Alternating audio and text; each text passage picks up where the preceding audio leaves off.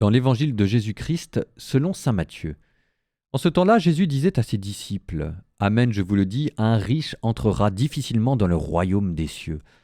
Je vous le répète, il est plus facile à un chameau de passer par un trou d'aiguille qu'à un riche d'entrer dans le royaume des cieux. » Entendant ces paroles, les disciples furent profondément déconcertés et ils disaient : « Qui donc peut être sauvé ?»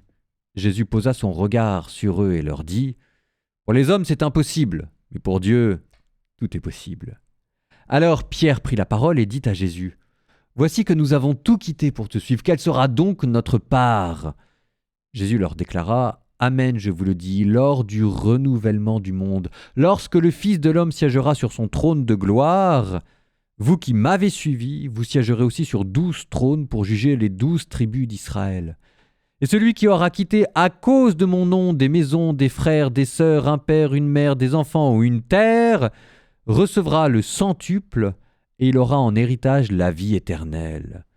Beaucoup de premiers seront derniers, beaucoup de derniers seront premiers. »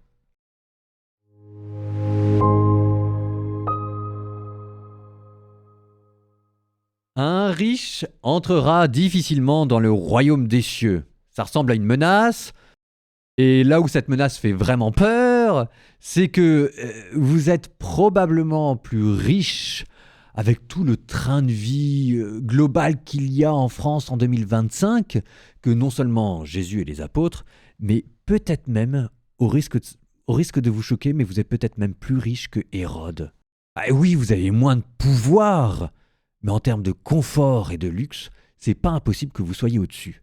Du coup, ça pose la question de nous, est-ce qu'on va aller au ciel ? Je me mets dedans parce que moi-même qui ai fait vœu de pauvreté, j'irai pas jusqu'à dire que je suis plus riche qu'Hérode, mais je suis plus riche qu'un certain nombre de riches à l'époque de Jésus, ça c'est clair.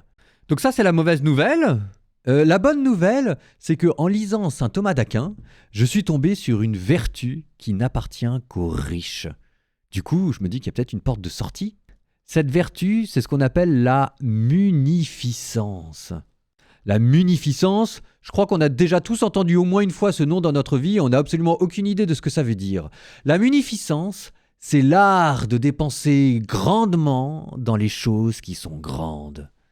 C'est l'attention accordée aux détails, c'est la générosité qui déborde du début à la fin d'un projet. Simplement, il faut que ce projet soit grand. Je ne suis pas en train de vous dire de dilapider votre argent ou de donner l'argent à des gens qui ne le méritent pas. Il faut choisir des grands projets. Ce qui est un peu bizarre, c'est que dans le Siracide, mais ça lui donne beaucoup de charme, le grand projet, c'est le banquet. Mais à travers le banquet, il est question d'hospitalité et de recevoir. Il est question de bien recevoir et ses amis et ses ennemis. Bref, d'aimer son prochain. Vous, ce sera peut-être pas à travers un festin, même si j'aime beaucoup l'idée de recevoir dans la fête ses voisins. Je trouve que c'est très beau. Le mot qu'il y a derrière et que je veux que vous gardiez, c'est la munificence.